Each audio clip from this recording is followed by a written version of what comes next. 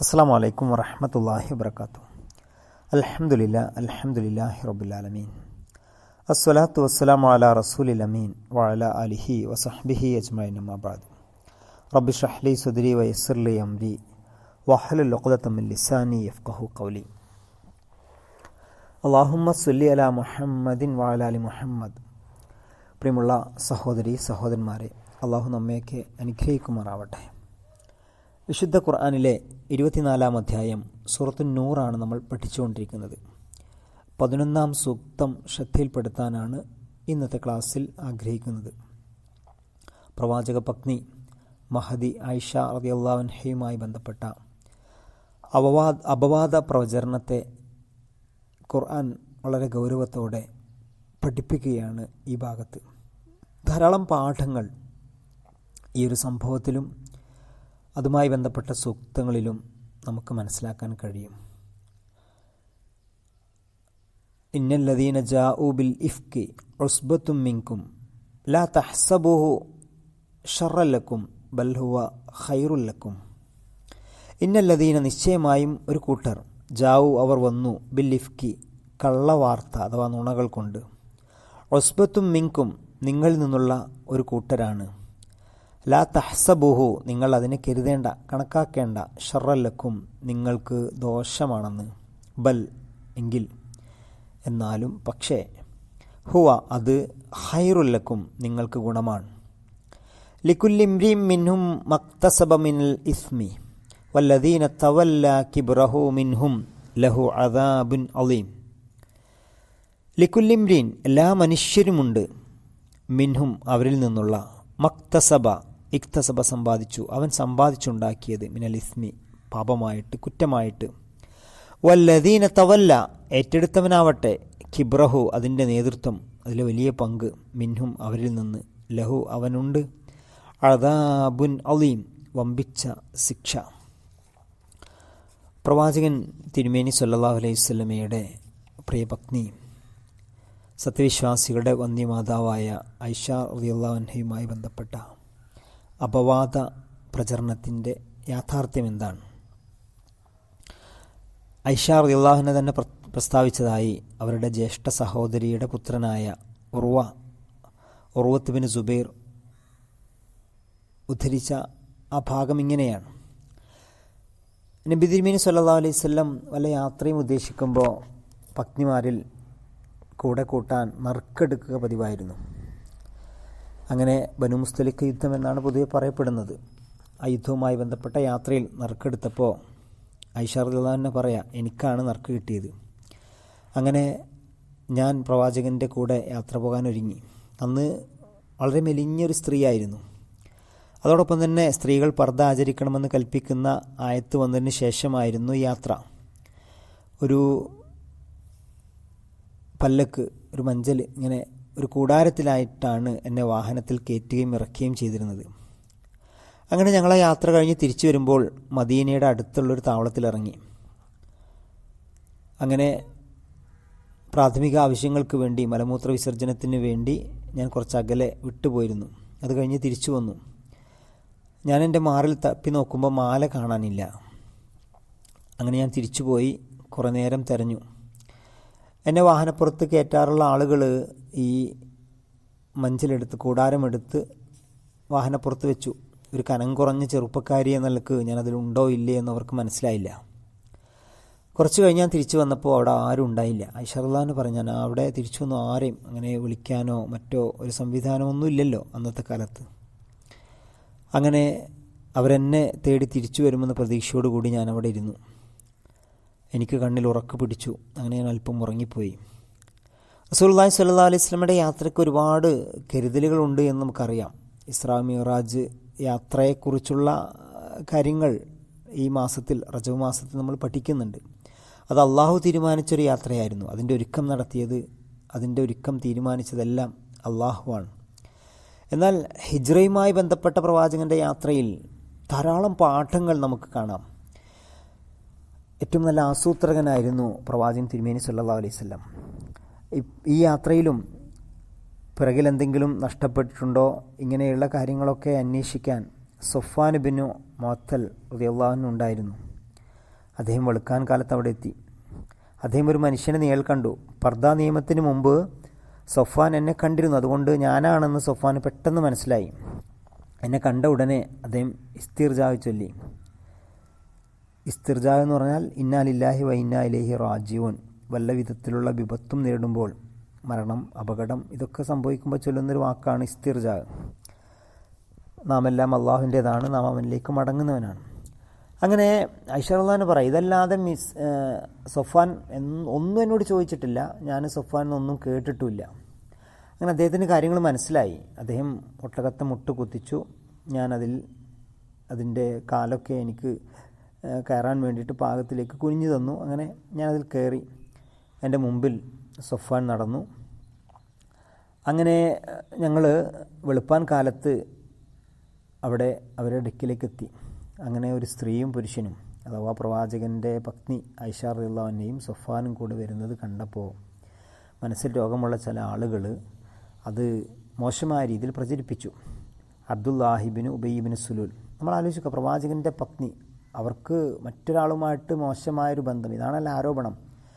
പച്ച വെളുപ്പാൻ കാലത്ത് പരസ്യമായിട്ട് അവരുടെ അരികിലേക്ക് വരിക. അവരുടെ ആരുടെയും മനസ്സിൽ ഒരു പ്രശ്നമോ ഒരു സംശയമില്ല. പലപ്പോഴും ചില വിഷയങ്ങൾ ആളുകൾ ഇങ്ങോട്ട് സംശയാസ്പദമായിട്ട് ചില കാര്യങ്ങൾ പറയുമ്പോൾ പിന്നെ അങ്ങനെ തോന്നിപ്പോവും, ശരിയല്ലേ, പുകയില്ലാതെ തീ ഉണ്ടാകുമോ, തീയില്ലാതെ പുകയുണ്ടാകുമോ എന്നൊക്കെയുള്ള അർത്ഥത്തിലുള്ള സംസാരങ്ങൾ.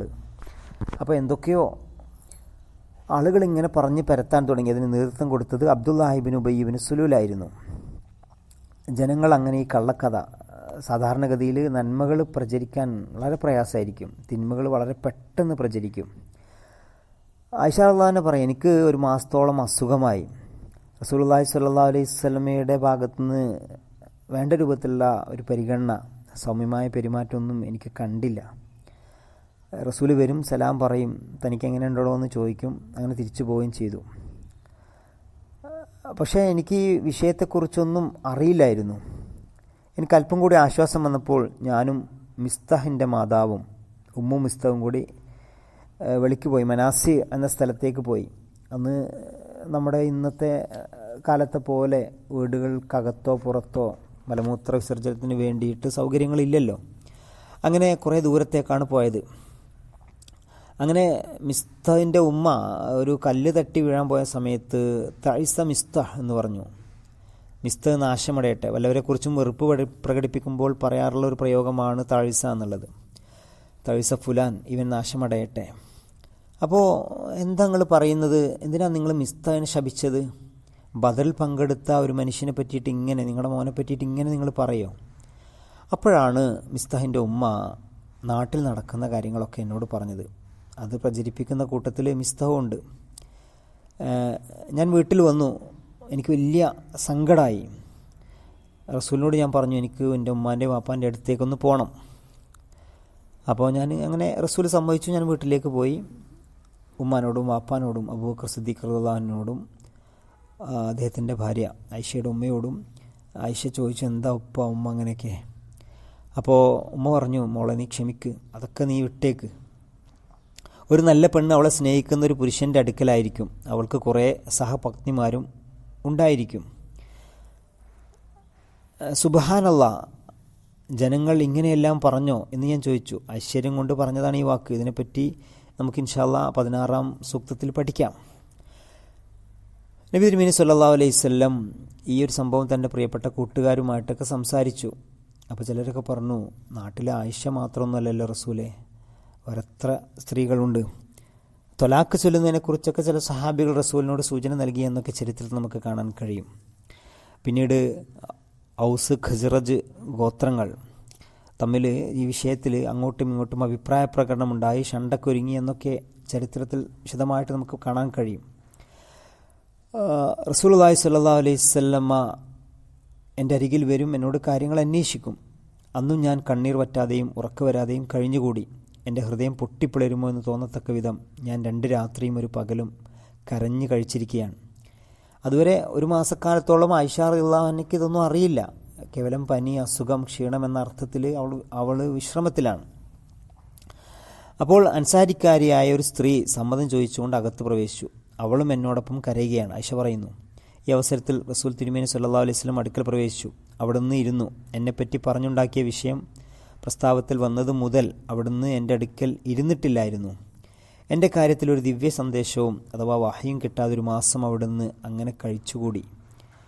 തിരുമേനി സല്ലല്ലാഹു അലൈഹി വസല്ലം തശഹുദ് അഥവാ ഒരു കാര്യം പറയുമ്പോൾ ഹംദും ദിനാവും ഷഹാദത്തും ഒക്കെ അള്ളാഹുവിനെ പുകഴ്ത്തുക, വാഴ്ത്തുക, ഷഹാദത്ത് കലിമ ചൊല്ലുക തുടങ്ങിയിട്ടുള്ള ഒരു ഇസ്ലാമിൻ്റെ ഒരു സംസ്കാരമുണ്ടല്ലോ. ഇങ്ങനെ പറഞ്ഞതിന് ശേഷം തശഹുദിന് ശേഷം ആയിഷ റസൂൽ പറഞ്ഞു, എനിക്ക് തന്നെപ്പറ്റി ഇന്ന വിവരം കിട്ടുകയുണ്ടായിട്ടുണ്ട്.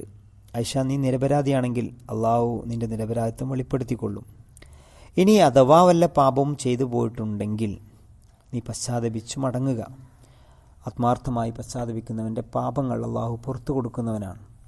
ഇത് പറഞ്ഞപ്പോൾ നമ്മൾ ആലോചിച്ച് നോക്കിയ റസൂൽ ആയിഷയോട് ഇത് പറയാം. ഇവിടെ നമുക്ക് മനസ്സിലാക്കാവുന്ന കുറേ പാഠങ്ങളുണ്ട്. ഒന്ന്, റസൂലും ഒരു മനുഷ്യനാണ്. കാരണം തൻ്റെ പ്രിയ പത്നിയെക്കുറിച്ചുള്ള ഇത്തരം കാര്യങ്ങൾ അത് നാട്ടിൽ പ്രചരിപ്പിക്കുമ്പോൾ റസൂലും അസ്വസ്ഥപ്പെട്ടു എന്നതാണ്. മറഞ്ഞ കാര്യങ്ങളെക്കുറിച്ചെല്ലാം കൃത്യമായിട്ട് അറിവുള്ളവനാണ് റസൂൽ എന്ന വാദം തന്നെ തെറ്റാണ്. കാരണം അങ്ങനെയാണെങ്കിൽ റസൂലും ആയിഷയും കുടുംബം ഒന്നും അസ്വസ്ഥപ്പെടേണ്ടിയിരുന്നില്ല. ആയിഷ റളിയല്ലാഹു പറയാം, റസൂൽ സല്ലല്ലാഹു അലൈഹി വസല്ലം ഇത് പറഞ്ഞു കഴിയുമ്പോഴേക്കും എൻ്റെ കണ്ണുനീർ ഒരു തുള്ളി പോലും കാണാത്ത വിധം നിലച്ചുപോയി. ഞാൻ പിതാവിനോട് അബൂബക്കറിനോട് പറഞ്ഞു, തിരുമേനി പറഞ്ഞതിന് എന്ത് മറുപടി പറയണം. എൻ്റെ ഉമ്മാനോടും ചോദിച്ചു. ഞാനാണെങ്കിൽ ഒരു ചെറുപ്പക്കാരിയാണ്, അധികവും ഞാൻ പഠിച്ചിട്ടില്ല. എന്നാൽ ആയിഷ റളിയല്ലാഹു അവിടെ പറയുന്നുണ്ട്, അള്ളാഹുവാണ് എന്നെയും നിങ്ങളെയും കുറിച്ചൊരു ഉപമ പറയുവാൻ യൂസുഫ് നബിയുടെ പിതാവിനെ യാക്കൂബ് നബിയെ അള്ളാഹു വിശുദ്ധ ഖുർആനിലൂടെ പരിചയപ്പെടുത്തുന്നുണ്ട്. സബറുൻ ജമീൽ വല്ലാഹുൽ മുസ്തആനു അലാ മാ തസിഫൂൻ. തീർച്ചയായിട്ടും ആയിഷ പറയാം, ഞാൻ നിരപരാധിയാണ്. അത് റസൂലിൻ്റെ സ്വപ്നത്തിലൂടെയെങ്കിലും ബോധ്യപ്പെടുത്തുമൊക്കെ എന്ന് ഞാൻ വിചാരിച്ചിരുന്നു. എന്തുകൊണ്ടാണ് വഹി കിട്ടാത്തതിനെക്കുറിച്ചുള്ള ചില ആലോചനകളും എൻ്റെ മനസ്സിൽ വന്നിരുന്നു. എന്നെ പറ്റിയിട്ട് ഒരു വഹി ഇറങ്ങാൻ സാധ്യതയില്ല, എന്നാലും ഒരു സ്വപ്നത്തിലൂടെയെങ്കിലും എൻ്റെ നിരപരാധിത്വം ബോധ്യപ്പെടുത്തും അള്ളാഹു എന്ന് ഞാൻ ആഗ്രഹിച്ചിരുന്നു. അങ്ങനെ ഈ സന്ദർഭത്തിൽ ആ സദസ്സ് ആരും വിട്ടുപോയിട്ടില്ല, വീട്ടിൽ നിന്ന് ആരും പുറത്തു പോയിട്ടുമില്ല. അപ്പോഴേക്കും റസൂലുള്ളാഹി സ്വല്ലല്ലാഹു അലൈഹി വസല്ലമയ്ക്ക് വഹി അവതരിക്കുകയാണ്. അവിടുന്ന് ചിരിക്കുന്നു. ഒന്നാമതായിട്ട് അവിടുന്ന് സംസാരിച്ച വാക്ക്, ആയിഷ, അള്ളാഹുവിനെ സ്തുതിച്ചു കൊള്ളുക, അവൻ നിനക്ക് നിരപരാധിത്വം നൽകിയിരിക്കുന്നു. അപ്പോൾ എൻ്റെ മാതാവ് എന്നോട് പറഞ്ഞു, മോളെ എഴുന്നേറ്റ് തിരുമേനിയുടെ അടുത്തേക്ക് ചെല്ലൂ. അപ്പോൾ ആയിഷ പറയാം, ഞാൻ പറഞ്ഞു, അള്ളാഹുവാണ്, ഞാൻ തിരുമേനിയുടെ അടുത്തേക്ക് എഴുന്നേറ്റ് ചെല്ലേണ്ടതില്ല. എൻ്റെ നിരപരാധിത്വം വെളിപ്പെടുത്തിയത് അള്ളാഹുവാണ്, അവനെ അല്ലാതെ ഞാൻ സ്തുതിക്കുകയില്ല. അള്ളാഹു അക്ബർ, അൽഹംദുലില്ലാഹി റബ്ബിൽ ആലമീൻ. അങ്ങനെ ഇന്നല്ലദീന ജാഉ ബിൽ ഇഫ്ക് എന്ന 11-ാം വചനം തുടങ്ങി 20 വരെയുള്ള ആയത്തുകൾ അവതരിച്ചു. എൻ്റെ വിഷയത്തിൽ ഇത് അവതരിച്ചതിന് ശേഷം പിതാവ് അബൂബക്കർ സിദ്ദീഖ് റളിയല്ലാഹു അൻഹു ദാരിദ്ര്യത്തെയും കുടുംബത്തെയും കരുതി മിസ്തഹബിനു അസാസ അദ്ദേഹത്തിന് ചിലവ് കൊടുത്തിരുന്നു. ഇത് ഈ കള്ളവാർത്ത പ്രചരിപ്പിക്കുന്നതിൽ മുഖ്യമായ പങ്ക് വഹിച്ച ഒരാൾ അബ്ദുല്ലാഹ് ഇബ്നു ഉബൈ ഇബ്നു സുലൂലായിരുന്നു. അദ്ദേഹത്തിന് കഠിന ശിക്ഷയുണ്ട്. മാത്രമല്ല മരണം വരെ ഇസ്ലാമിനോട് ശത്രുത പുലർത്തി പോന്നിരുന്ന ഒരു വ്യക്തിയാണ്. പിന്നെ ഉള്ളത് മിസ്തഹാണ്. അതുകൊണ്ടാണ് മിസ്തഹിന് ഇനി മുതൽ ചിലവ് കൊടുക്കില്ല എന്ന് അബൂബക്കർ പറഞ്ഞത്. മറ്റൊന്ന് ഹസ്സാൻ ബിൻ സാബിത്ത് റളിയല്ലാഹു അൻഹു ആണ്. മൂന്നാമതൊന്ന് ജഹ്ഷിൻ്റെ മകൾ ഹംന എന്നിവരായിരുന്നു. വ്യഭിചാര ആരോപണ ശിക്ഷാ നിയമം അനുസരിച്ച് കുറ്റവാളികൾക്ക് അടിശിക്ഷ നൽകപ്പെടുകയുണ്ടായി എന്ന് ഇസ്ലാമിക ചരിത്രം പഠിക്കുമ്പോൾ നമുക്ക് മനസ്സിലാക്കാൻ കഴിയും. ഹസ്സാന് വലിയ സങ്കടം വന്നിരുന്നു. ഒരു മഹാകവിയായിരുന്നു അദ്ദേഹം. തൻ്റെ കവിത വഴി ഇസ്ലാമിനും നബിക്കും വളരെയേറെ സ്നേഹനം ചെയ്തിട്ടുള്ള വ്യക്തിയാണ്. എന്നാൽ ഈ സംഭവം അവസാനിച്ചതിന് ശേഷം അദ്ദേഹം ആയിഷ റളിയല്ലാഹു ഒരുപാട് സോറി പറഞ്ഞു, ഒഴിവുകൾ പറഞ്ഞു. കേട്ടുകേൾവി അടിസ്ഥാനമാക്കി തൻ്റെ പക്കൽ വന്നു സംഭവിച്ചു പോയൊരു പിഴവിനെ സൂചിപ്പിച്ചും അദ്ദേഹം ഒരു കവിത എഴുതി. അതിൻ്റെ ആശയം ഇങ്ങനെയാണ്: പവിത്രതയാണ്, മാന്യതയാണ്, സംശയാസ്പദമായ ആരോപണങ്ങൾക്കൊന്നും വിധേയല്ല, ശുദ്ധ ഹൃദയരായ സ്ത്രീകളുടെ മാംസം തിന്നുന്നതിനെ, അവരെപ്പറ്റി ദൂഷണം പറയുന്നതിനെപ്പറ്റി വ്രതം എടുക്കുന്നവളുമാണ്. പിന്നീട് ആയിഷയും മിസ്തവും തമ്മിലുള്ള ആയിഷയും ഹസ്സാനും തമ്മിലുള്ള ആ ഒരു ചെറിയ പ്രയാസങ്ങൾ മാറുകയും അവർ നല്ല നിലയിലാവുകയും ചെയ്തു എന്നാണ് ഇസ്ലാമിയിൽ നമുക്ക് കാണാൻ കഴിയുന്നത്. മിസ്താഹ് അബൂബക്കർ സിദ്ദീഖ് റളിയല്ലാഹു അൻഹുവിൻ്റെ മാതാവിൻ്റെ സഹോദരി പുത്രനും 22-ാം വചനം സൂറത്തുൻ നൂറിലെ 22-ാം വചനം അവതരിപ്പിക്കാൻ കാരണമായ വ്യക്തിയുമാണ്. ഹംന 10 പ്രമുഖ സഹാബികളിൽ ഒരാളായ ത്വൽഹ റളിയല്ലാഹു അൻഹുവിൻ്റെ ഭാര്യയാണ്. മറ്റൊരു കാര്യം ഇതിൽ പ്രധാനമായിട്ടുള്ളത്, ഇവിടെ പറയുന്നുണ്ട് ലാ തഹ്സബൂഹു ശർറല്ലക്കും ബൽ വ ഖൈറുല്ലക്കും. അത് നിങ്ങൾക്ക് ദോഷകരമാണെന്ന് കരുതണ്ട, അത് നിങ്ങൾക്ക് ഗുണകരമാണ് എന്ന് പറഞ്ഞത് പ്രത്യേകം ശ്രദ്ധിക്കണം. അള്ളാഹുവിൻ്റെ പക്കൽ നിന്നുള്ള മഹത്തായ പ്രതിഫല വാഗ്ദാനമുണ്ട്. എന്നേക്കും നിലനിൽക്കുന്ന സൽകീർത്തിയുണ്ട് ആയിഷയ്ക്ക്. നിരപരാധിത്വം സ്ഥാപിച്ചുകൊണ്ട് ഖുർആൻ ആയിഷയുടെ വിഷയത്തിൽ അവതരിച്ചിരിക്കുന്നു. അതുവഴി എക്കാലത്തും അവരുടെ സ്മരണ പുതുക്കിക്കൊണ്ടിരിക്കുന്നു. വളരെ മത തത്വങ്ങളും നിയമങ്ങളും അവതരിച്ചത്, അഥവാ ഇസ്ലാമിലെ ഒരു സംഭവം, അതിന് അനുഗുണമായിട്ടുള്ള ഒരുപാട് പ്രചാരണങ്ങൾ, പിന്നീട് അള്ളാഹു അതിന് കൃത്യമായ മറുപടി നൽകുക, ഇതൊക്കെ ഇസ്ലാമിക സമൂഹത്തിൽ നൽകിയ കാഴ്ചപ്പാടുകളും മറ്റും വളരെ വലുതാണ് എന്നതുകൂടി ഈ സംഭവത്തെ മുൻനിർത്തി നമ്മൾ മനസ്സിലാക്കേണ്ടതുണ്ട്. ഇൻഷാ അല്ലാഹ് അതിൻ്റെ മറ്റു വിശദാംശങ്ങൾ അടുത്ത ക്ലാസ്സിലൂടെ ശ്രദ്ധയിൽപ്പെടുത്താം. അള്ളാഹു നമ്മെ അനുഗ്രഹിക്കുമാറാവട്ടെ. ആമീൻ. അസ്സലാമു അലൈക്കും വറഹ്മത്തുള്ളാഹി.